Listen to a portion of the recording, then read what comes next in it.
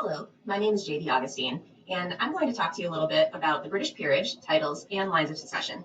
So I think it's important to go through some of the more confusing terminology and how these hierarchies work before you actually get into reading more advanced literature and learning more about history, because you're going to encounter a lot of this during your high school career. And I feel like you typically don't have a basis for this knowledge, so that's what I'm going to try to create here for you to draw off of in future lessons. So for all intents and purposes, it's an introductory, interdisciplinary lesson for high school freshmen. The first thing we're going to talk about are the different types of geographical areas and sovereignty over those areas. So I've pulled four examples that tend to be more prevalent in Europe. We have principality, grand duchy, kingdom, and empire I've listed over here on the right because it is a little different, so we'll talk about that in a minute. So they're listed from smallest to largest, with principality being the smallest, kingdom being the largest, and grand duchy in the middle. And as you can see, the names of the rulers of these areas are usually derived from the area themselves. So a sovereign prince would rule a principality, principality. Grand duke would be over a grand duchy, and a king or queen would be a kingdom. Now I have made a distinction over here for a queen regnant, which we will get back to in just a moment. But first we're going to go over empire, which is a little different than the other three. There are four distinct ways that an empire can come into being. The first would be by declaration. So an emperor just simply declares himself emperor, which is usually a thinly veiled attempt to create a dictatorship in most recent history. So that one you don't see a whole lot, but when you do, it's usually not super legitimate as an empire. Second would be to be the legitimate successor of Caesar. And this is what all the Holy Roman emperors used to try. Napoleon said this, as well as a lot of the German Kaisers. From what I can tell, this kind of fell out of style right around 1900. The next way would be to have more than one ethnic group or country underneath your empire. So that's the one we see most frequently: Byzantine Empire, Russian Empire, Ottoman Empire. It's just a bunch of huge landmass that just encompasses a bunch of different people.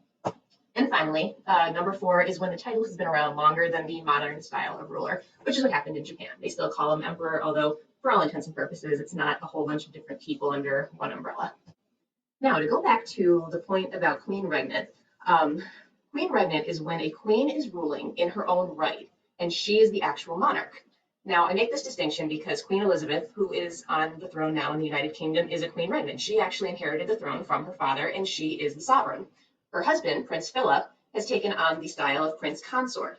Now, the reason he did this is to avoid confusion, because the word king is kind of a loaded term. It has a long history and can have confusing connotation when paired with gender dynamics, especially in the 1950s when Queen Elizabeth was coronated. So they decided that prince consort would be the more appropriate title. A similar thing happened with Queen Victoria back in the late 1800s. So that's the difference between a queen regnant and the other term, which would be queen consort, which is married to the king regnant. So it goes either way. So there's a regnant and a consort. Sometimes they'll rule together. Usually there's one that's the actual sovereign, the British peerage and the lesser nobility. So we'll start with the peerage, who for the United Kingdom refers to the titled aristocratic class just below royalty, or commonly referred to as English lords. They're the highest group of landed gentry and often have extraordinarily old families, money, extended royal family among their ranks, and they make up less than 1% of the population. Also, it's worth noting that the United Kingdom has a bicameral legislature with the House of Lords and the House of Commons. The House of Commons is elected. However, the House of Lords is inherited, and these are the people who inherit it, the peerage. So they have this title that they are allowed to serve in the House of Lords, and that's one of the perks of being in the peerage. I have pulled a couple of examples here just so you can see in popular culture in real life. There's the Earl of Grantham from Downton Abbey, the Duke of Hastings from Bridgerton, the Duke in Moulin Rouge. Raoul in The Phantom of the Opera was actually a Viscount, and the English poet Lord Tennyson was actually the first Baron of Tennyson, which is why they call him Lord Tennyson. These titles were gifted to a noble family for service to a monarch, and they were to be passed down through their male lines. And we'll go into that a little bit more later when we start talking about male primogeniture.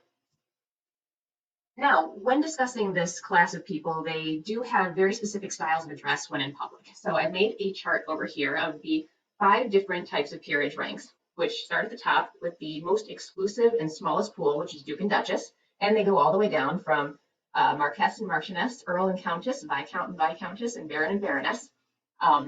So the only one that's really different in terms of what you would call them would be the Duke, which again is just below royalty, so they're called His or Her Grace. For the other 4, they usually use Lord and Lady, and then whatever their title is. So for example, we'll go back to Downton Abbey for a moment. He was the Earl of Grantham, so they are called Lord and Lady Grantham. Now, if you look over at children, it would be Sir or Lady. However, they would use their actual inherited family names. So it would be Lady Mary Crowley, Lady Edith Crowley. And again, their parents would be Lord and Lady Grantham. It would be different, still the same nuclear family though. Another interesting thing worth noting is because these pools often intermarried a lot, and different generations started consolidating titles, one family would often have many titles. So one thing they're allowed to do is give the eldest son, who would be the heir apparent, a courtesy title, which is one of the lesser titles, and he could use that until he inherits the most prestigious title in the family. So an example of this happening was Charles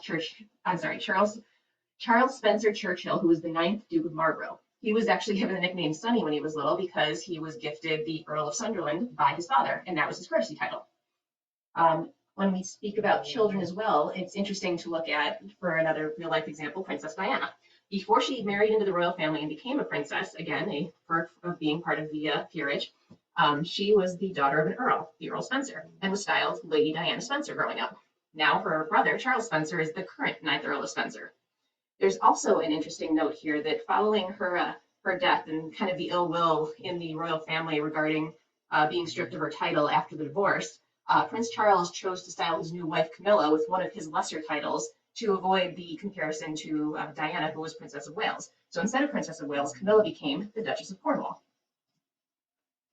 Now, when we start to talk about the lesser nobles, gentlemen, and other landed gentry, these are just below the peerage. So they are still, for all intents and purposes, very high in society, usually extremely wealthy landed families. So given that the peerage only accounts for 1% of the population, these nobles were high in normal society and often treated with similar reverence. Although some of the gentlemen worked, they would often be more honorable professions. So for example, writers, lawyers, things like that. Although many just lived off of their income that was generated by their massive estates, rents, investments, and inherited wealth.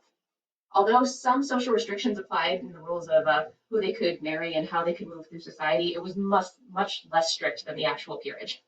So two examples that included for this slide are Sir Walter Scott, who was an English novelist, playwright, and historian, and he was a baronet. And then Mr. Darcy, I'm sure you've heard that name from Pride and Prejudice.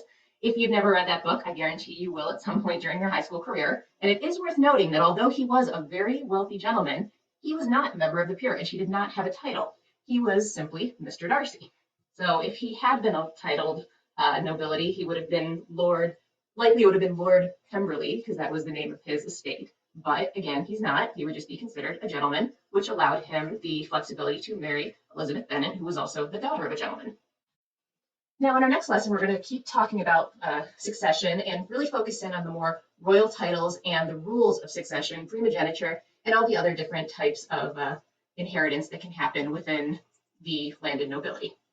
Thank you very much and have a great night.